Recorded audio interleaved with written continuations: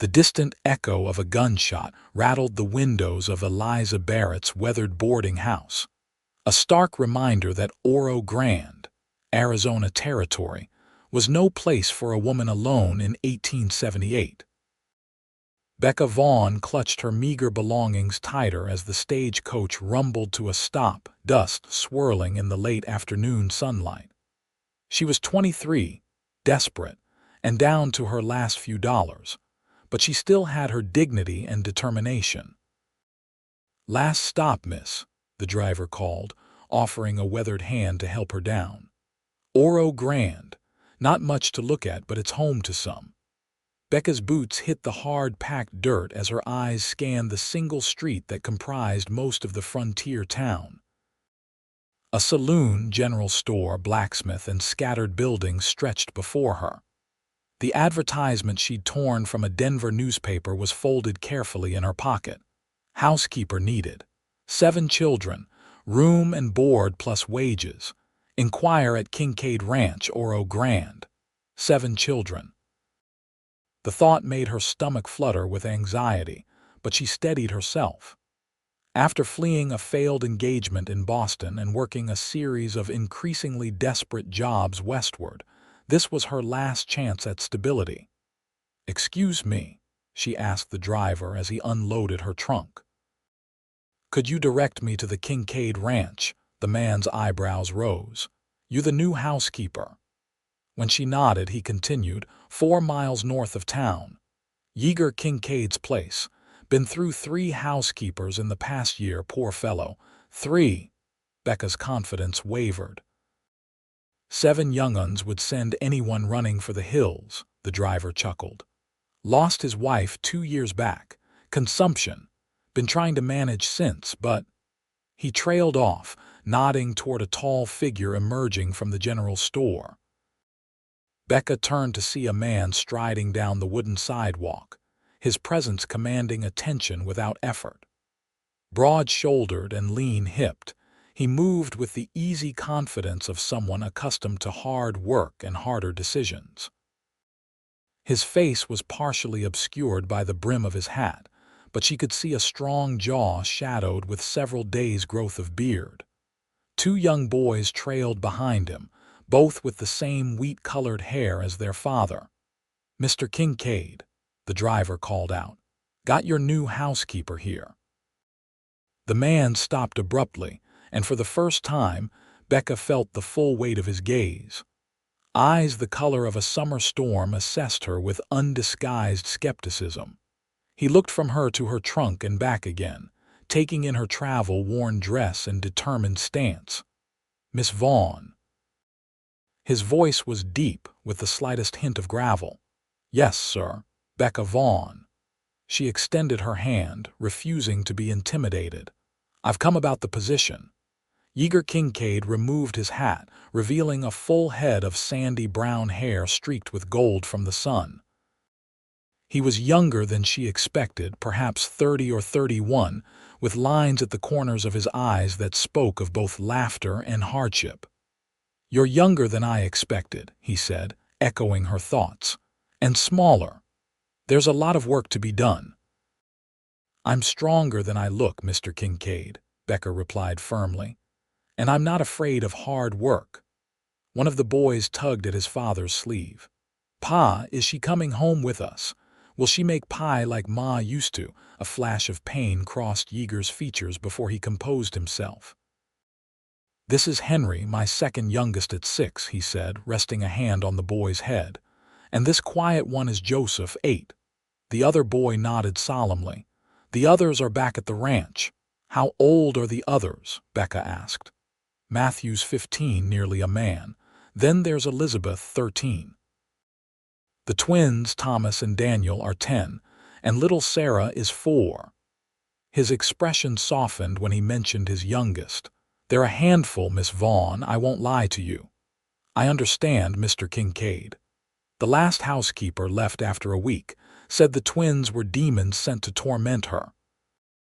Despite his serious demeanor, there was a glint in his eye that suggested he wasn't entirely displeased by his son's spirit. "I'm not easily frightened, Mr. Kincaid." He studied her for a long moment, then nodded once. "We'll see. My wagon's this way." He lifted her trunk as if it weighed nothing. "Boys, help Miss Vaughn." Little Henry immediately took her hand. "I can help you, Miss Vaughn. I'm very strong."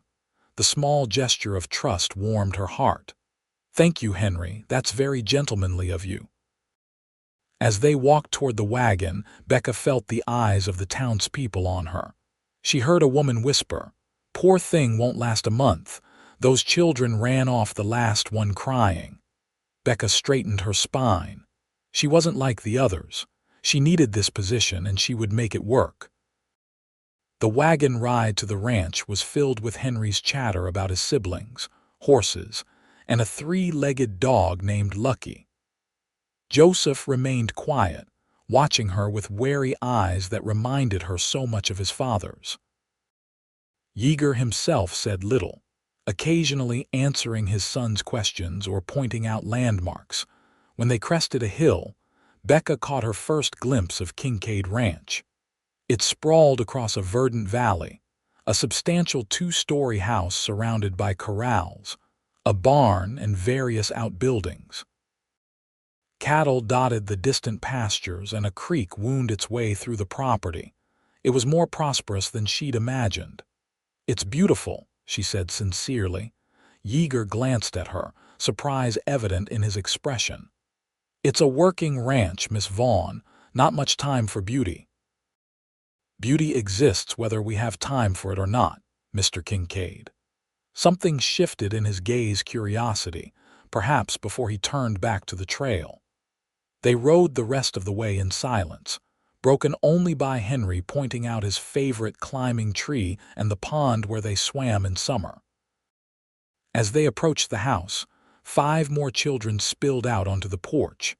The oldest, Matthew, stood tall and lanky, already showing signs of the man he would become.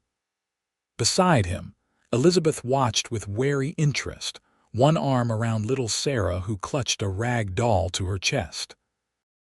The twins, impossible to tell apart at first glance, pushed each other for a better view. "Children," Yeager called as he brought the wagon to a stop. "This is Miss Vaughn. She'll be looking after the house and you lot." Becca climbed down without waiting for assistance, smoothing her skirts and offering what she hoped was a confident smile. "Hello, everyone. I'm very pleased to meet you all." The reception was mixed. Matthew gave a respectful nod, Elizabeth a cautious hello, and Sarah hid her face against her sister's skirt. The twins exchanged a glance that made Becca instantly wary. "Matthew, help with Miss Vaughn's trunk," Yeager instructed. "Elizabeth, show her to the housekeeper's room."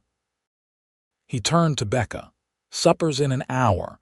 Mrs. Peters from town brought over a stew this morning. You can start your duties properly tomorrow." "I'd be happy to help with supper tonight," Becca offered. Yeager's expression was unreadable. "As you wish. Elizabeth will show you the kitchen." As he strode off toward the barn, Becca found herself surrounded by 7 pairs of curious eyes. Elizabeth stepped forward, every inch her father's daughter in her serious demeanor. "This way, Miss Vaughn. Your room's off the kitchen." The housekeeper's quarters were small but clean, with a narrow bed, a chest of drawers, and a small desk beneath a window overlooking the garden. It was functional rather than comfortable, but after months of uncertain lodgings, it felt like luxury to Becca. "Thank you, Elizabeth." "Will you show me the kitchen next?" The kitchen was large and well-equipped, but showed signs of masculine neglect. Pots were stacked haphazardly, flour dusted the shelves, and the stove needed blacking. The promised stew simmered on the back of the stove, but Becca immediately saw she could add fresh bread to complete the meal. "Do you bake, Miss Vaughn?" Elizabeth asked, watching as Becca assessed the kitchen. "I do. Would you like to help me make some bread to go with the stew?" A flicker of interest crossed the girl's face. "Ma used to let me help with the baking." "Then we'll work together," Becca said gently. "Would you fetch me flour and yeast?" As they worked, Elizabeth gradually relaxed, showing Becca where things were kept and explaining her father's futile attempts at organizing the kitchen. Pa tries, but he's busy with the ranch. Matthew helps with the cattle, and I do what I can, but the little ones. It's a lot of responsibility for someone your age, Becca acknowledged. You've done well. Elizabeth's shoulders straightened with pride. Ma said family takes care of family. Your mother sounds like she was very wise. She was the best, Elizabeth said softly, then quickly changed the subject. The twins put a snake in the last housekeeper's bed. That's why she left. Becca's hands paused in kneading the dough. And what would your mother have thought of that behavior? The question clearly caught Elizabeth off guard. She frowned. Ma wouldn't have stood for it. She'd have had them mucking stalls for a week.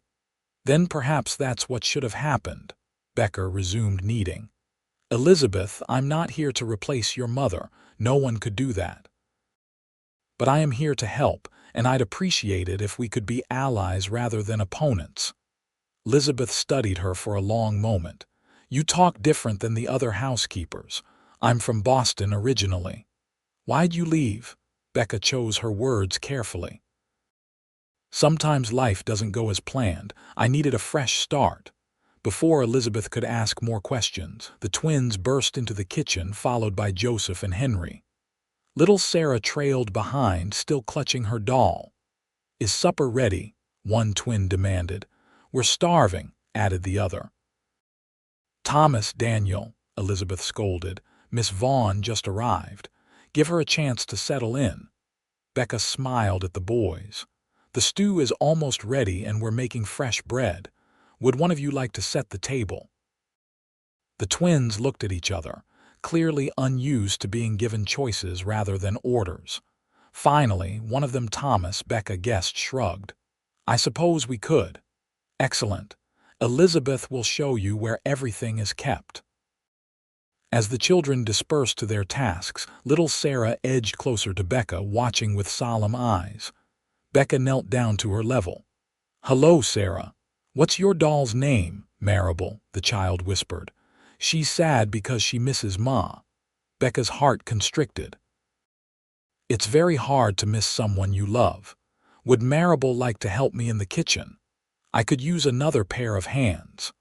Sarah nodded slowly, and Becca lifted her onto a stool near the table, giving her a small piece of dough to pat.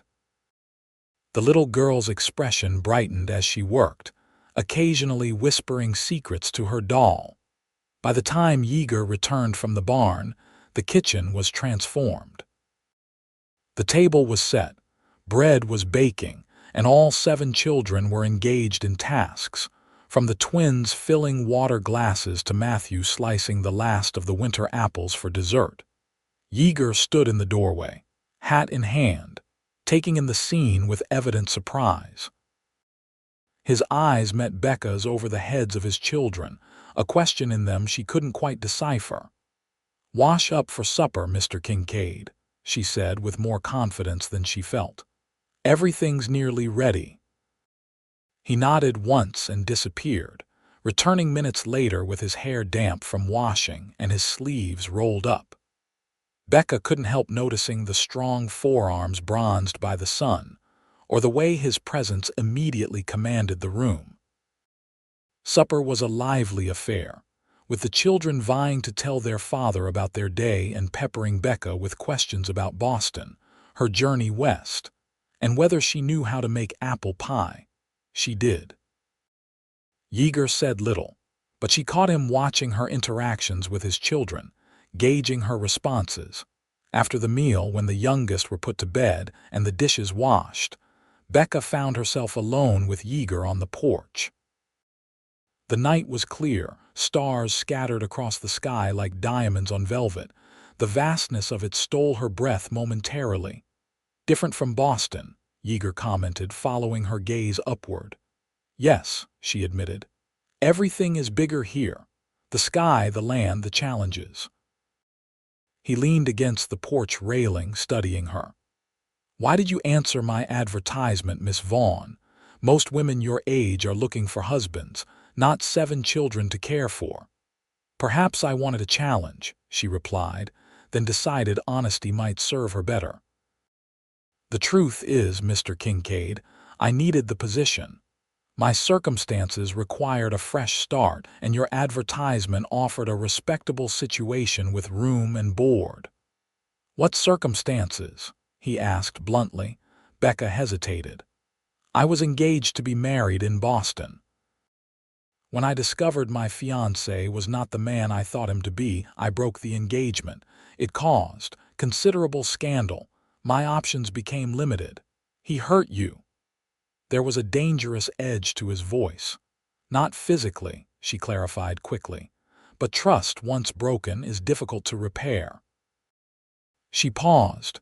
Your children are wonderful, Mr. Kincaid. Spirited, certainly, but that's not a fault. Something softened in his expression. Their mother would be proud of them. They've weathered her loss better than I have, truth be told. Children are remarkably resilient, Becca agreed. But they still need guidance and love. And discipline, he added with a wry smile. Something I've been too lenient with, according to Mrs. Peters and every housekeeper who's fled this place. Balance is key, structure with compassion. Becca gathered her courage. If I may be bold, Mr. Kincaid, your children don't need just a housekeeper. They need someone who sees them as individuals, who understands their grief without allowing it to excuse poor behavior. He straightened, and for a moment she feared she'd overstepped. Then he nodded slowly. You speak your mind, Miss Vaughn. That's rare enough out here. If that's unsuitable, it's refreshing, he interrupted. And accurate. The question is whether you'll still feel that way after a week with the twins. Becca smiled. I look forward to the challenge. As she lay in bed that night, listening to the unfamiliar sounds of the ranch settling around her, Becca wondered if she'd made a terrible mistake. 7 children, a taciturn employer, and a household crying out for a woman's touch. It was overwhelming. But as she drifted toward sleep, she recalled the way little Sarah had smiled when the bread came out perfectly, and how Yeager's eyes had softened when he spoke of his late wife. This was her chance, perhaps her only one, to build something meaningful. She would not squander it. The first week tested Becca's resolve in ways she hadn't anticipated.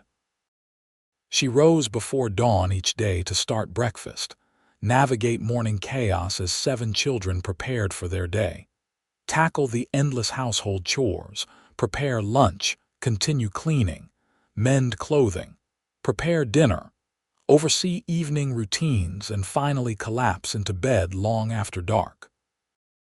The twins tested her patience daily, hiding her dust cloth, putting salt in the sugar bowl, and once releasing a garden snake in the pantry. Rather than punishing them outright, Becca assigned them additional chores directly related to their pranks. They had to reorganize the entire pantry after the snake incident. By the end of the first week, an uneasy truce had formed. The twins' pranks became less malicious and more good-natured, especially after Becca proved she could take a joke by serving them extra sour lemonade one hot afternoon. You're still here, Yeager remarked one evening as they sat on the porch after the children were in bed. It had become something of a ritual, these quiet moments when they would discuss the day's events and the children's needs. Did you expect otherwise, Mr. Kincaid? Yeager, he corrected. After a week of feeding my brood, I think we can dispense with formalities. He glanced at her. And yes, I half expected to find your room empty after the twins' snake prank. I grew up with 3 brothers, Mr. Yeager, she admitted. It takes more than a garden snake to frighten me off. His smile transformed his face, softening the hard lines and bringing light to his eyes. I'm beginning to see that, Becca. The sound of her name on his lips sent an unexpected warmth through her. She looked away, focusing on the darkened landscape. Your children are making progress. Sarah actually ate vegetables today without hiding them in her napkin. A miracle, Yeager laughed. You have a way with them. They respond to you. Children want boundaries as much as they want freedom, Becca said. They're testing me, seeing if I'll stay when things get difficult. Will you? The question hung in the air between them, weighted with more than professional concern. I intend to, she replied softly, unless you find my services unsatisfactory. Quite the opposite. His voice dropped lower. The house hasn't felt this much like a home since Catherine died. The mention of his late wife reminded Becca of her position. She was the housekeeper, nothing more. Any warmth she felt in his presence was inappropriate and one-sided. I'm glad I can help, Yeager. Your family deserves happiness. As spring deepened into summer, Becca found her place in the household. The children gradually accepted her authority, especially as they realized she was consistent in both her expectations and her affection. Matthew began seeking her advice about his studies.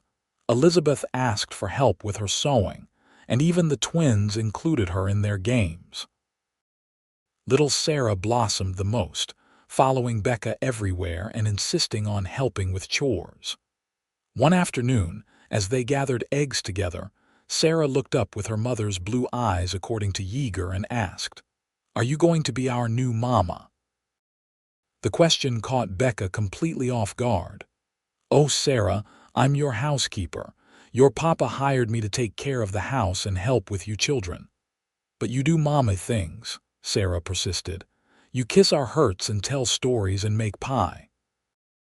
"Those are kind things that many women do," Becca explained carefully.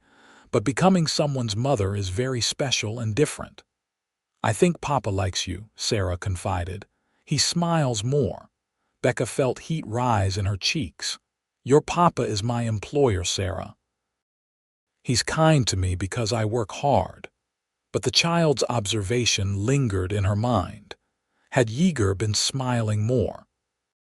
They'd certainly grown more comfortable around each other, their evening conversations stretching longer as they discussed books they'd read, shared childhood memories, and planned improvements for the ranch.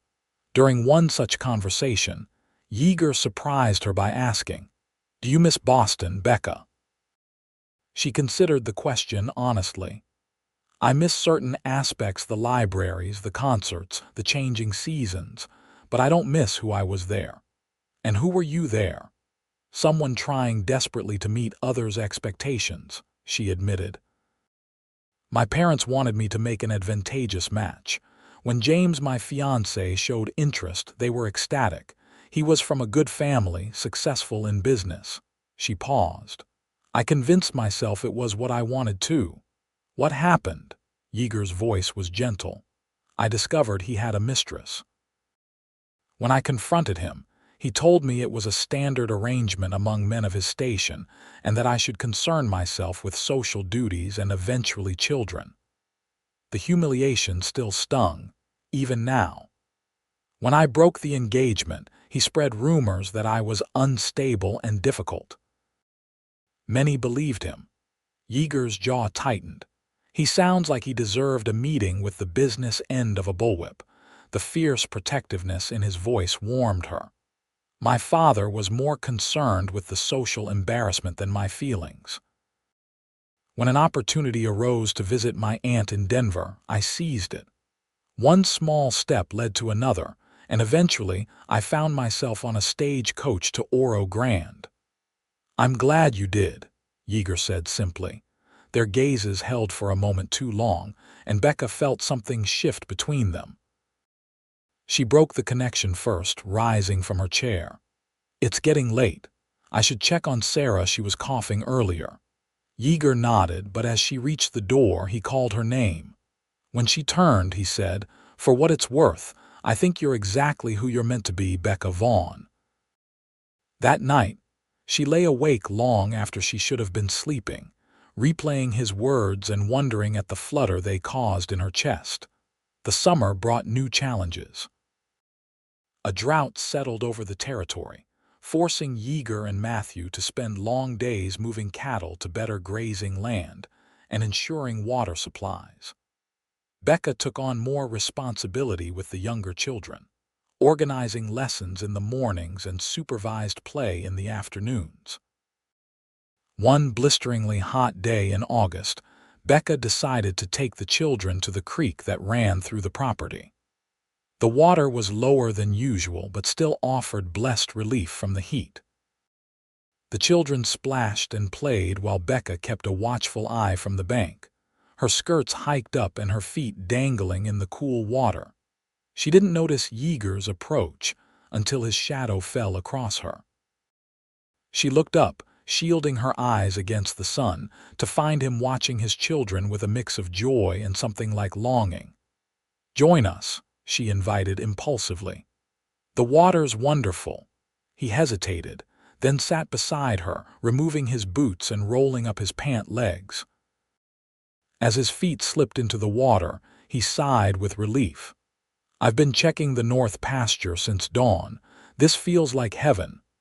They sat in companionable silence, watching the children. Elizabeth was teaching Sarah to float on her back, while the twins engaged in a splashing contest with Joseph. Only Matthew seemed subdued, sitting on a rock downstream, throwing pebbles into the water. "He's struggling," Yeager said, following her gaze. 15 is a difficult age for a boy, especially one trying to be the man of the family. "Has he talked to you about what's troubling him?" Yeager shook his head. "He's as stubborn as his old man, keeps everything bottled up inside." "Perhaps he needs to know it's acceptable to still be a boy sometimes," Becca suggested. "To not carry the weight of responsibility every moment." Before Yeager could respond, a shriek from the water had them both on their feet. Thomas was flailing in a deeper part of the creek, having slipped off a submerged rock. Without hesitation, Becca hitched up her skirts and waded in, reaching the boy in moments and guiding him back to shallower water. "I got water up my nose," Thomas spluttered, more indignant than frightened once he was safe. "Next time, stay where your feet can touch the bottom," Becca admonished, pushing wet hair from her face. It wasn't until she waded back to shore that she realized the state of her appearance. Her dress clung to her legs, her hair had come loose from its pins, and she was thoroughly soaked from the waist down. Yeager stood frozen on the bank, his eyes tracking her movement with an intensity that made her breath catch. "You didn't hesitate," he said, his voice rough. "Not for a second." "He needed help," she replied simply. "Most women would have screamed for assistance." "I'm not most women." The words came out more challengingly than she intended. Something flickered in his eyes, admiration, certainly, but something deeper too. "No," he agreed softly. "You're not." The moment stretched between them, taut with unspoken feelings, until Daniel called out, "Pa, come see the fish we caught with our hands." Yeager held her gaze for a heartbeat longer before turning toward his son. "Coming." That evening, after the children were asleep, Becca found a package outside her door wrapped in brown paper. Inside was a book of poetry she'd mentioned admiring from her days in Boston. The inscription simply read, "For the woman who dives in without hesitation." Why? The small gift touched her deeply, not just for the thoughtfulness, but for what it represented. He had listened to her, remembered her preferences, sought to bring her something that connected her past to her present. It was a gesture of friendship, certainly, but as she traced the initial Y with her fingertip, Becca acknowledged the truth she'd been avoiding. She was falling in love with Yeager Kincaid. The realization should have horrified her. He was her employer, a widower still mourning his beloved wife, and father to 7 children who needed stability. Her feelings were inappropriate and likely unwelcome. And yet, she couldn't help the way her heart lifted when he entered a room, or how their evening conversations had become the highlight of her days. She resolved to guard her emotions more carefully. The children needed her, and she wouldn't jeopardize her position by revealing feelings that could only lead to awkwardness and eventual dismissal. Her resolve was tested the following week when Yeager announced at breakfast that he needed to travel to Tucson on business. "I'll be gone about 5 days," he told the children. "Matthew, you'll be in charge of the ranch chores. Miss Vaughn will handle the household. I expect all of you to mind her as you would me." The children nodded solemnly, though the twins exchanged a glance that made Becca immediately wary. Yeager caught it too. "Thomas, Daniel, if I hear that you've caused Miss Vaughn any trouble while I'm gone, you'll be mucking out stalls until Christmas. Understood?" "Yes, Pa," they chorused, looking appropriately chastened. After breakfast, as Becca was clearing the table, Yeager approached her. "Will you be all right with them? Matthew can help if the twins get out of hand." "We'll manage just fine," she assured him. "When do you leave?" "First light tomorrow." He hesitated. "I've never left them for so long since Catherine died. Matthew's capable, but he's still young." "They'll be fine, Yeager. I promise to take good care of them." His expression softened. "I know you will. That's the only reason I can bear to go." He reached out as if to touch her arm, then seemed to think better of it, his hand dropping back to his side. "I've left money for supplies in my desk drawer. If there's an emergency, the Wilsons at the next ranch over will help." "We'll be here waiting when you return," Becca said, trying to ignore the flutter in her chest at his concern. "Safe journey." The first 3 days without Yeager passed without incident. The children, even the twins, seemed determined to prove they could behave in their father's absence. Matthew took his responsibilities seriously, checking the cattle and completing his chores without prompting. Elizabeth helped more with Sarah, and even Joseph emerged from his habitual silence to offer assistance with the garden. On the 4th day, disaster struck. While Becca was teaching Sarah and Henry their letters, a commotion erupted from the barn. She rushed outside to find the twins covered in mud, with Matthew trying to corral a spooked horse that had broken free from its stall. "What happened?" she demanded, grabbing the horse's halter to help Matthew. "We were just trying to help," Thomas began. "We thought the horse looked bored," Daniel added. "So you decided to take it for a gallop without permission." Matthew's face was red with anger. "You know Pa's rules about the horses." Between them, Becca and Matthew managed to calm the horse and return it to the stall. Once the situation was under control, she turned to the twins. "Explain yourselves." Now, for once, the twins looked genuinely remorseful. "We wanted to surprise Pa by teaching Thunder to do a new trick," Thomas admitted. "Thunder is Pa's special horse," Daniel explained. "We thought if we could teach him to bow like in the Wild West show that came through last year, Pa would be impressed." "But we used Pa's good saddle," Thomas continued. "And Thunder got scared when we tried to make him kneel, and then he bucked and the saddle slipped, and now it's all muddy and torn." Becca's heart sank as she examined the damaged saddle, expensive tooled leather now caked with mud and sporting a large tear near the pommel. "Your father is going to be very disappointed," she said quietly.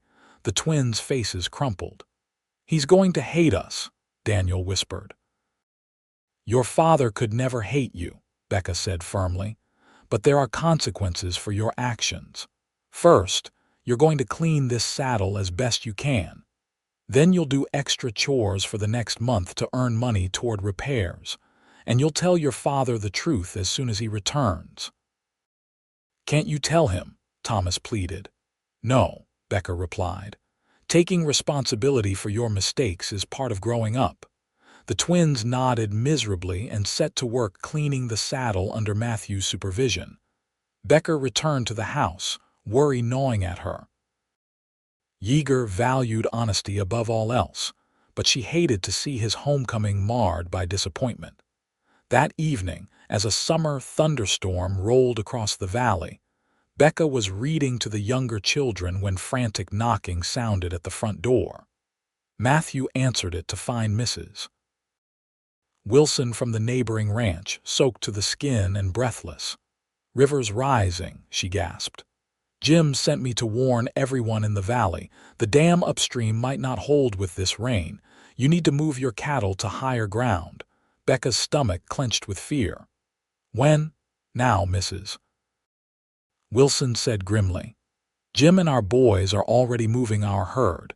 He said he'd swing by to help once they're safe, but there's no time to waste." Matthew's face paled, but he squared his shoulders. "I can start moving them. We've got that pasture on the north ridge. You can't do it alone, Mrs." Wilson protested. "Where's your pa in Tucson on business?" Becca explained. "He's due back tomorrow." Mrs. Wilson shook her head. "The boy needs help now. I'd send Jim, but he's fighting to save our own stock." "I can help," Becca decided, turning to Elizabeth. "You're in charge of the younger children. Keep everyone inside no matter what. If the water rises near the house, take everyone upstairs." "Miss Vaughn, you can't," Matthew protested. "Pa would never forgive me if something happened to you." "Nothing will happen," she said with more confidence than she felt. "And your father would never forgive either of us if we lost the herd he's worked so hard to build." She turned to Mrs. Wilson. "Do you have extra oilskins? I'll need something waterproof." 20 minutes later, Becca found herself on horseback in the driving rain, helping Matthew and the twins herd terrified cattle toward higher ground. The work was grueling and dangerous, the frightened animals resistant to direction, and the muddy ground treacherous. Matthew proved himself a skilled horseman, guiding the herd with the confidence of someone twice his age. The twins, despite their earlier mischief, worked tirelessly, their small forms darting around the edges of the herd to keep strays from bolting. Becca's city upbringing had included riding lessons, but nothing had prepared her for this: the raw power of the storm, the primal fear of the cattle, the aching muscles as she fought to control her mount. Yet a strange exhilaration filled her as they worked, a sense of purpose and belonging that transcended fear. Hours passed in a blur of rain and mud and bellowing cattle. By the time they'd moved the last of the herd to safety, Becca was drenched despite the oilskins, exhausted beyond measure, and sporting a gash on her arm from a close encounter with a panicked steer. "We did it," Matthew said as they surveyed the cattle now safely grazing on high ground. His face, streaked with mud and rain, broke into a grin of pure relief. "Miss Vaughn, we saved them." "You saved them," she corrected, filled with pride for this boy becoming a man before her eyes. "Your father will be so proud of you." "Of us," Matthew insisted. "I couldn't have done it without you. Even Pa would have needed help with a job this big." They rode back to the ranch in exhausted silence, the rain finally slackening to a gentle drizzle. The house was a welcome sight, windows glowing with lamplight against the darkening sky. As they dismounted, the front door flew open and the younger children rushed out, Elizabeth herding them back onto the porch. "Is everyone all right?" Becca called, leading her tired horse toward the barn. "We're fine," Elizabeth shouted back. "The water came up to the bottom of the porch, but it's receding now. Are you hurt?" "Just tired and muddy," Becca assured her. "We'll be in once we've seen to the horses."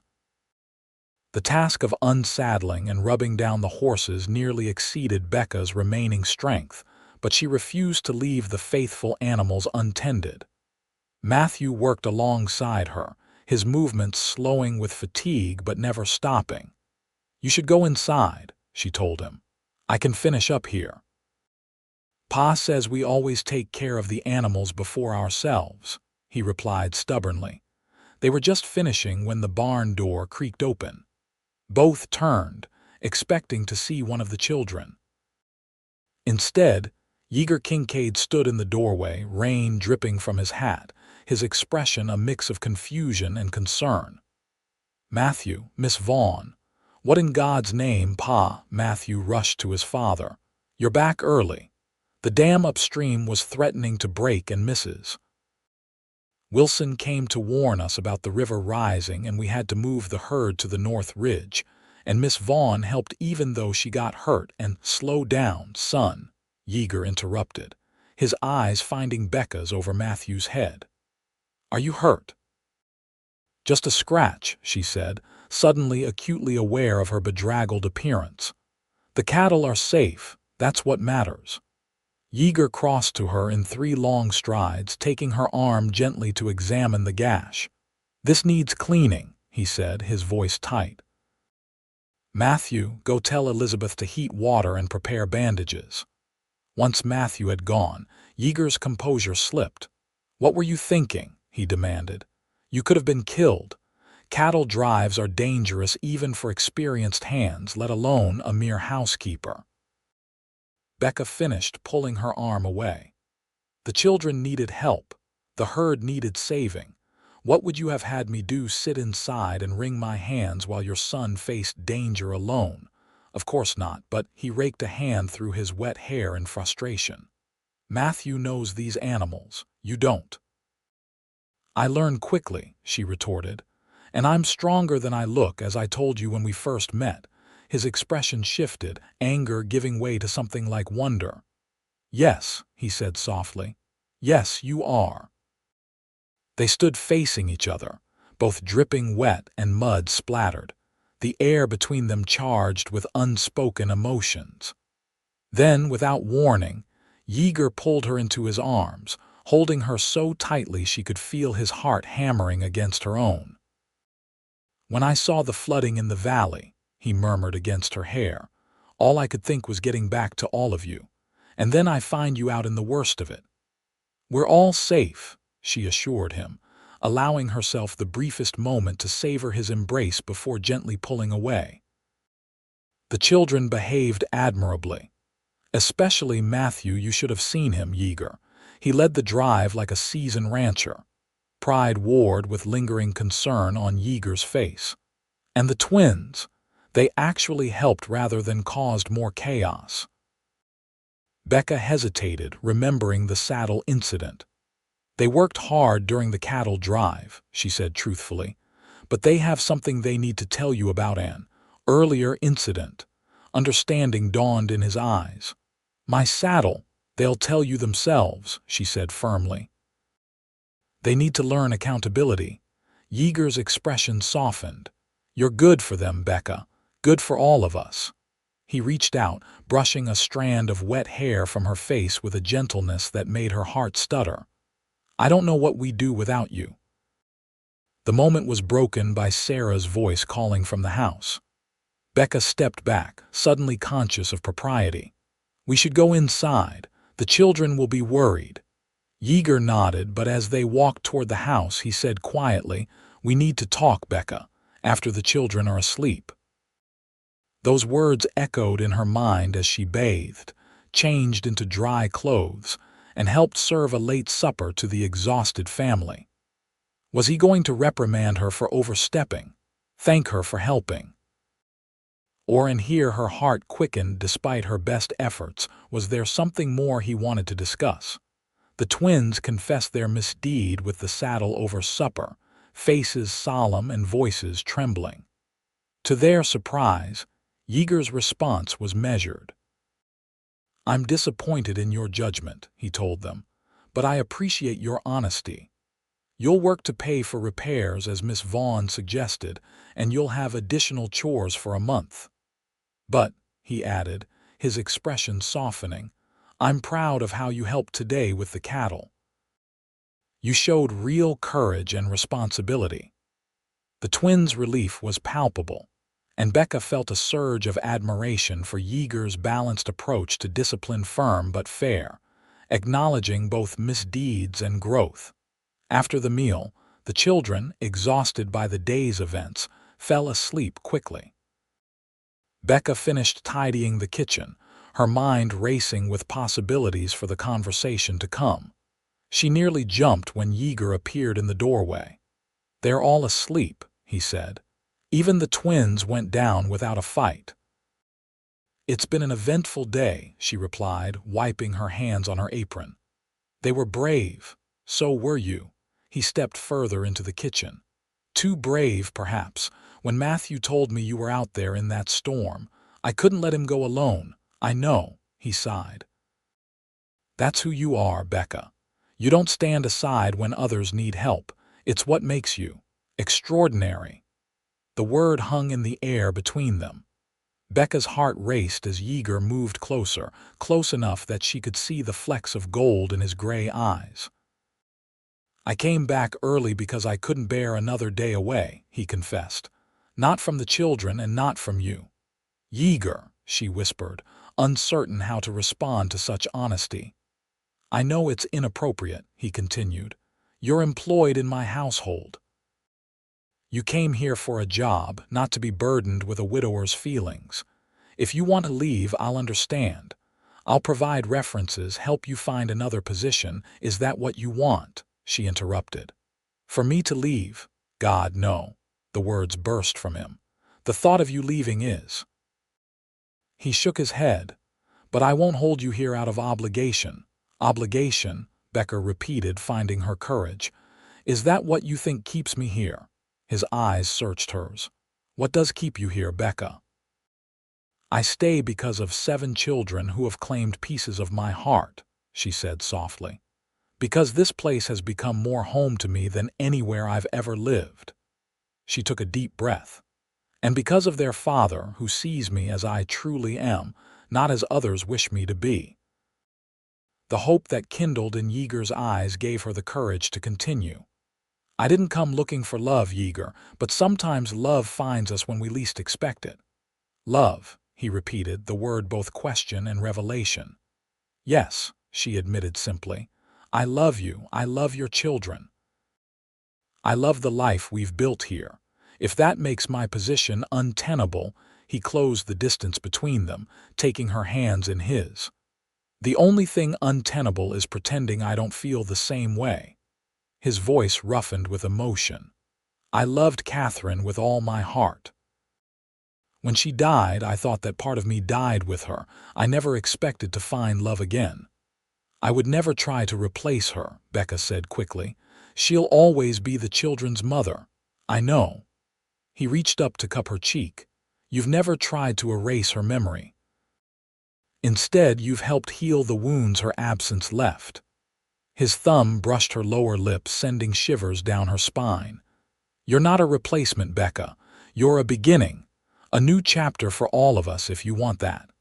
What are you saying? She whispered, hardly daring to hope. I'm saying I love you, he replied, his voice steady and sure.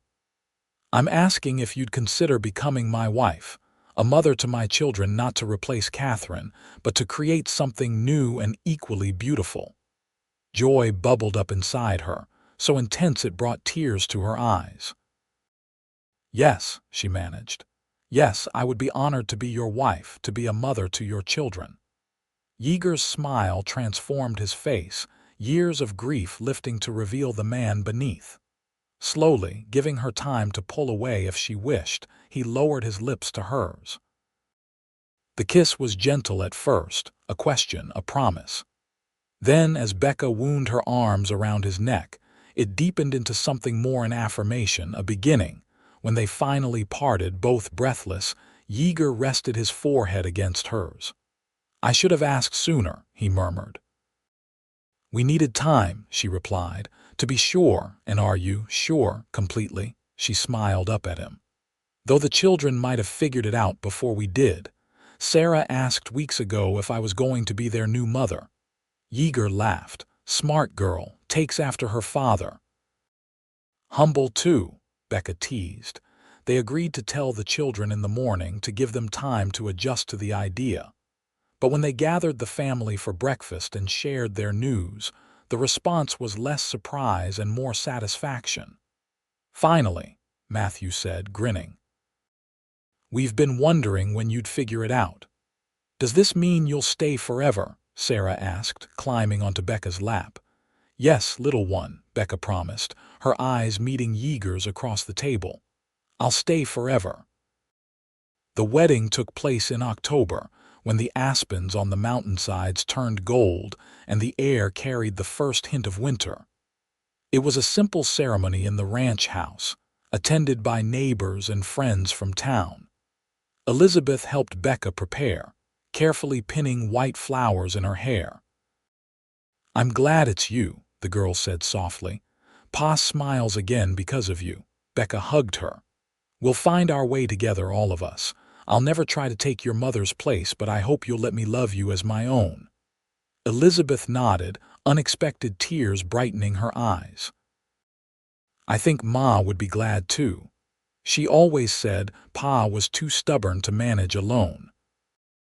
When Becca walked down the makeshift aisle, the living room cleared of furniture and decorated with autumn flowers, she saw not only Yeager waiting for her, his eyes filled with love, but 7 children arranged beside him, their faces reflecting varying degrees of excitement and solemnity. As they spoke their vows, Becca promised not only to love and honor Yeager, but to cherish his children as her own. Yeager, in turn, vowed to treasure her not just as his wife but as his partner in all things. "You came for a job," he whispered as they shared their first kiss as husband and wife, "and stayed for love." "The best decision I ever made," she replied. That night, after the guests had departed and the children were asleep, Yeager carried Becca across the threshold of their bedroom, no longer the master bedroom he had shared with Catherine, but a new room they had prepared together, symbolizing their fresh start. "Happy, Mrs. Kincaid?" he asked, setting her gently on her feet. "Happier than I ever imagined possible," she replied honestly. "Though I should warn you, I'm still planning to hold the twins accountable when they misbehave, husband or no husband." Yeager laughed, pulling her close. "I'd expect nothing less. It's one of the countless reasons I love you." As winter settled over the ranch, Becca found her place not just as Yeager's wife but as the heart of the household. The children adjusted to their new family structure, each in their own way.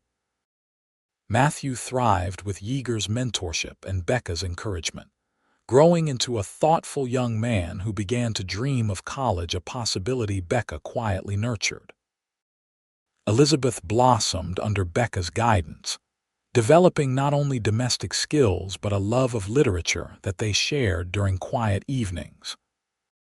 The twins' energy found constructive outlets in ranch projects Yeager designed specifically for them, though they never entirely abandoned their mischievous ways. Joseph slowly emerged from his shell, revealing a talent for drawing that Becca encouraged with art supplies ordered from back east. Henry and Sarah simply soaked up the love and stability that permeated their home. Spring brought new life to the ranch, calves in the pastures, flowers in Becca's garden, and the joyous news that their family would grow again. "A baby," Yeager repeated when she told him, his face alight with wonder. "We're having a baby in the autumn," Becca confirmed, laughing as he swept her into his arms. "Are you pleased?" "Please doesn't begin to cover it," he said, kissing her soundly. "Though I should warn you, Kincaids tend to come in multiples. The twins run in my family. Heaven help us if we have another pair like Thomas and Daniel," she teased, but her heart swelled at the thought of a child or children born of their love. When they shared the news with the children, reactions ranged from Matthew's pleased congratulations to the twins' speculation about whether they'd get a brother to teach their tricks to Sarah's solemn promise to help with the baby. "Will you love it more than us?" Henry asked, voicing the fear Becca had anticipated. "Impossible," she assured him, gathering him close. "Love doesn't divide. When it's shared, it multiplies. There will be more than enough for everyone." Life on the ranch continued its rhythm through Becca's pregnancy. Yeager insisted she hire help for the heavier household chores, bringing in Mrs. Peters' daughter from town 3 days a week. Becca initially resisted. She'd managed 7 children and a household, after all, but as summer's heat taxed her strength, She grudgingly admitted the assistance was welcome. Autumn arrived with golden light and cooler days, and with it, the birth of their son. After a difficult labor that left Yeager pacing the hallway with fear etched on his face, William Matthew Kincaid entered the world with a lusty cry that immediately endeared him to his siblings.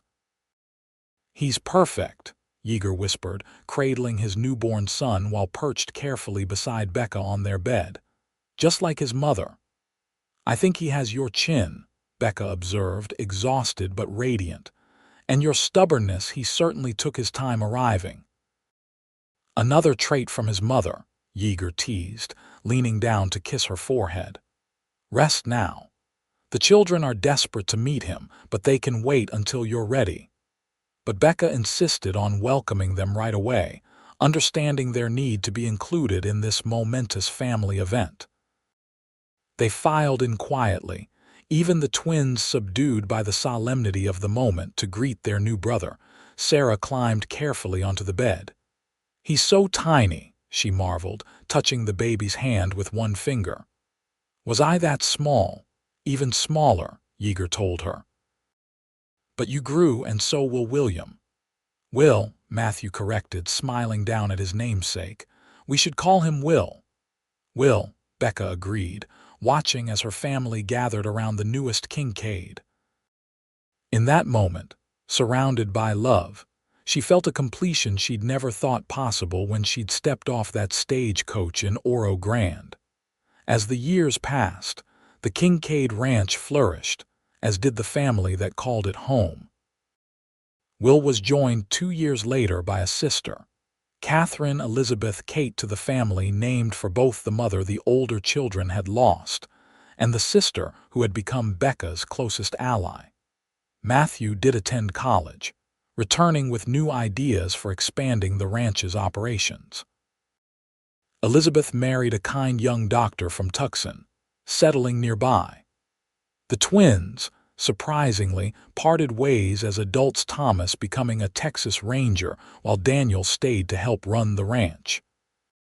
Joseph discovered a passion for architecture, designing an expansion to the ranch house that accommodated their growing family.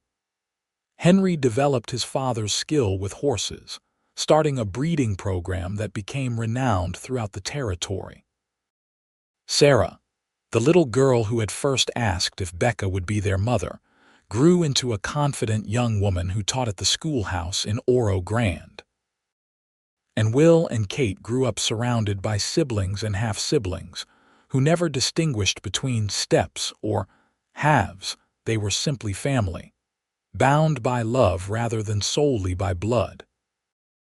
On their 20th wedding anniversary, Yeager surprised Becca with a trip to Boston, her first return since leaving all those years ago.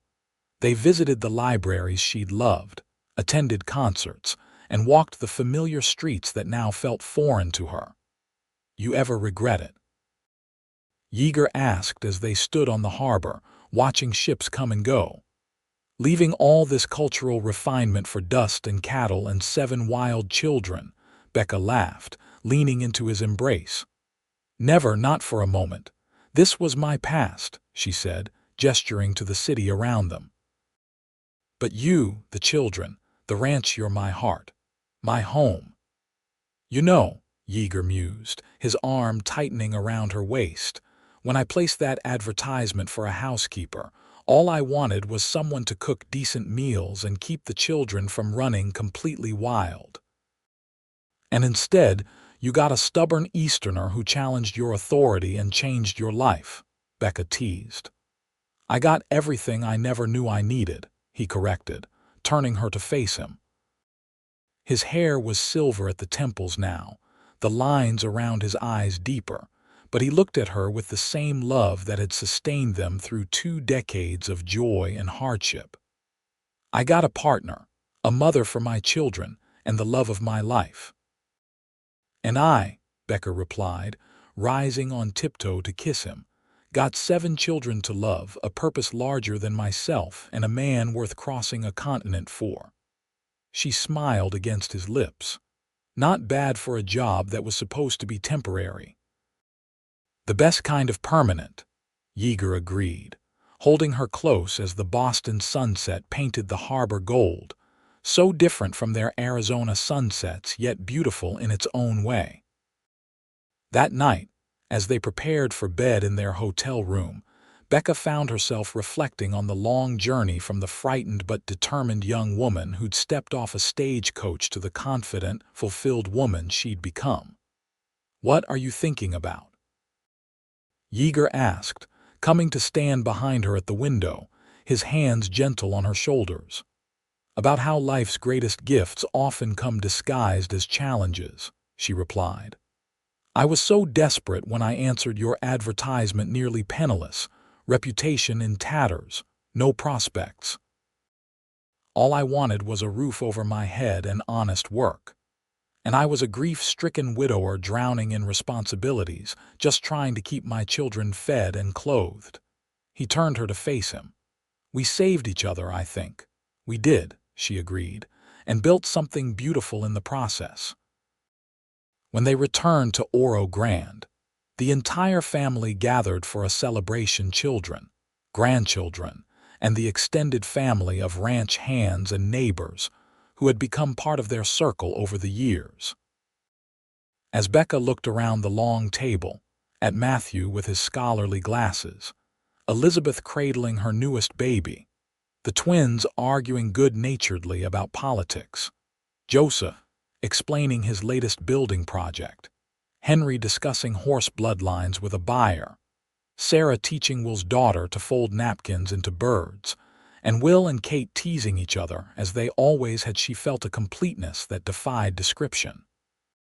Later, as she and Yeager sat on the porch watching the sunset, a tradition they'd maintained through 2 decades of marriage, he took her hand, his thumb brushing over knuckles no longer smooth but still beloved. "20 years ago, a desperate young woman came looking for a job," he said softly. "And instead, she found a family who needed her as much as she needed them." "I came for a job," Becca agreed, leaning her head on his shoulder, "and stayed for love. The best decision I ever made." As twilight deepened over the ranch, bringing with it the first stars of evening, Yeager and Becca Kincaid sat together, surrounded by the legacy they'd built, not just a prosperous ranch, not just 8 children raised to adulthood, but a love that had transformed them both. A love that had begun with an advertisement and a leap of faith. A love that had sustained them through joys and sorrows. A love that would endure in the hearts of their children and their children's children. In the vast landscape of the Arizona territory, they had found each other. In the challenge of 7 children needing a mother's love, they had found purpose. And in the daily choice to face life's hardships together, they had found a love deeper and more enduring than either had imagined possible when their journey began.